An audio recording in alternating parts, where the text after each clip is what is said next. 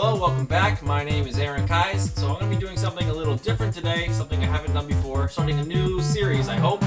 And what I'm going to do is I'm going to take one or two of comics from my collection each time, and or two key comics from my collection each time, and just kind of talk about them a little bit, talk about what makes them key, what if I like them or not, that kind of thing. Talk about the artists as well. So this new section, until I can find a better name for it, it's going to be called Playing for Keeps. Alright? Playing for Keeps. I think the Japanese subtitles will probably not get the joke, right? Anyways. So, also before we get started, I want to point out the new poster behind there, Power Man and Iron Fist. I got that from Mamegyorai in Omiya. So if you guys are in Japan or in the Saitama area, then definitely that's one of the places I do check out that's local to me. So yeah, if you guys are looking for comic book shops in the area, definitely that's another one you could check out. Alright, so let's get on with it and get to Playing for Keeps. Alright, and so the first one we're going to be talking about is Strange Tales number 126. Alright, so just a little disclaimer, my copy is not very good at all. I'd say it's a really low grade copy. All right, it's still all together, so I'm happy about that. But it looks like somebody. Oh, here we go. I'll give it a shot. Cover look, it's all pretty nice. It's drawn by Jack Kirby, and Chris Stone did the inks, and actually Stan Goldberg did the colors for the whole book, not just the cover.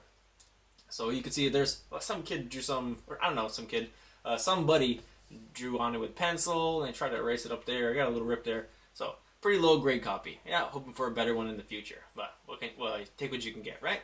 Anyways, so in this book there are two stories. First is a Fantastic Four story. It's called Pawns of the Deadly Duo.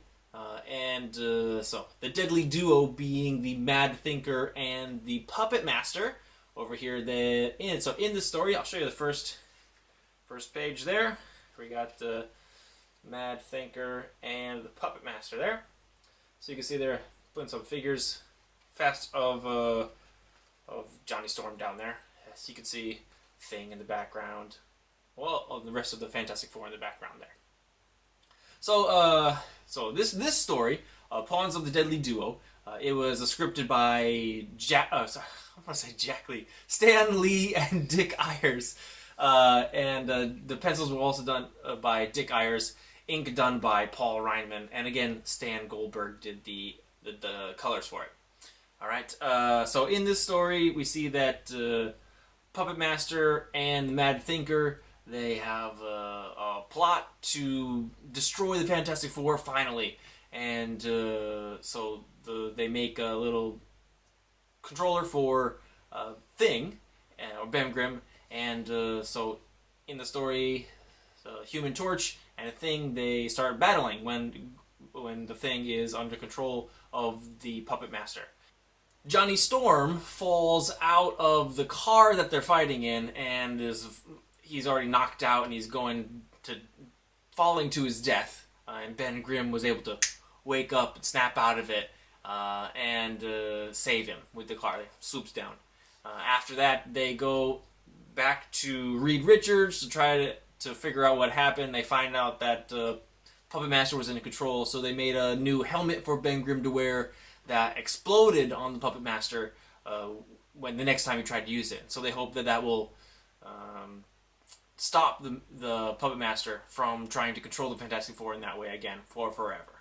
Alright, so this first story, I thought it was, I didn't like it very much. I thought it was pretty lame, just Johnny Storm falling out of the vehicle that they were flying in, was able to wake up Ben Grimm out of the Puppet Master's control, and it was just like, this one quick one-shot story.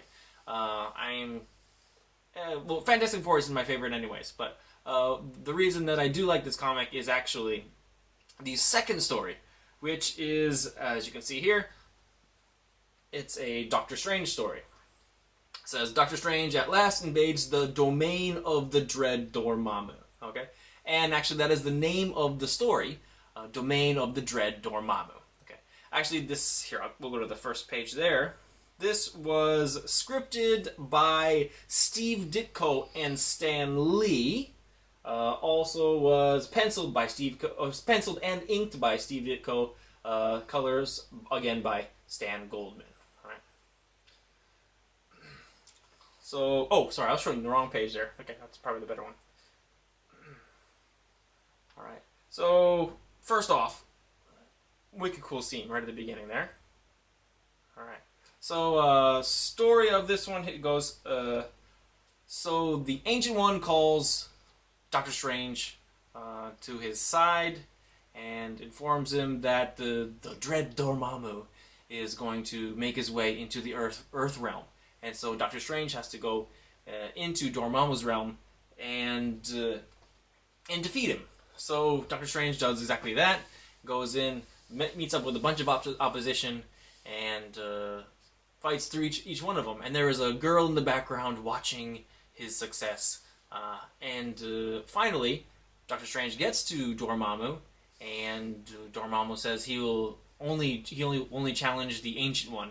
And Doctor Strange responds saying that Dormammu will never be able to challenge the Ancient One while Doctor Strange is still living. And brings us to the end of that story. I mean, that's a really short recap of what's going on. But what's important about this comic is, this is the first appearance of Dormammu, and it is also the first appearance of the girl that was watching him, Clea, right? So we have the two very important first appearances in this comic right here.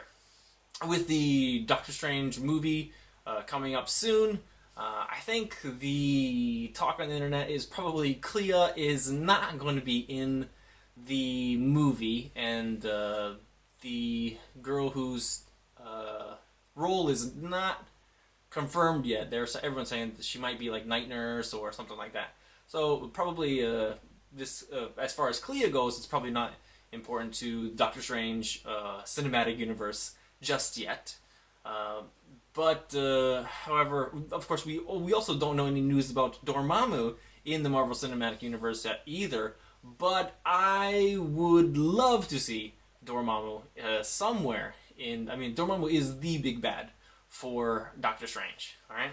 I find the Fantastic Four story a little weak. Nothing really new at all. But with Steve Ditko doing more of the art in the Doctor Strange story, and meeting Dormammu and Clea for the first time, I really do enjoy the second part of the story, and that's one big reason why I do have it right now. Well, I'm just keeping it at one issue this time, the first run around. If you guys do want to see more, please let me know, and I'll definitely make some more of that. There's some other things I got in my collection that I really would like to talk about. But yeah, so let me know what you would like to talk about. If I got it in my collection, maybe I could talk about it. If you would like some suggestions on what you should pick up or what you should read, make sure you check out my other videos where I talk about my pull list, my preferences, or even my best comics of 2015. As far as this video goes, make sure you give it a like if you liked it. If you didn't like it, do absolutely nothing. And make sure you subscribe to my channel. Alright? I'm Aaron, guys. I'll see you next time. Thanks a lot.